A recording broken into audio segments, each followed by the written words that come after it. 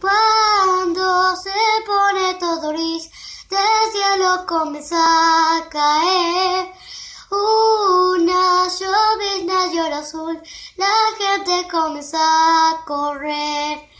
Llueve para todos igual, el pobre se mojó, pero el rico también.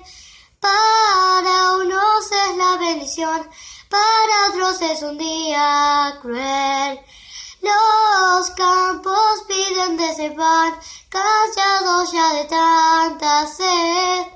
Y yo me siento muy feliz, se limpia el mundo un poco más.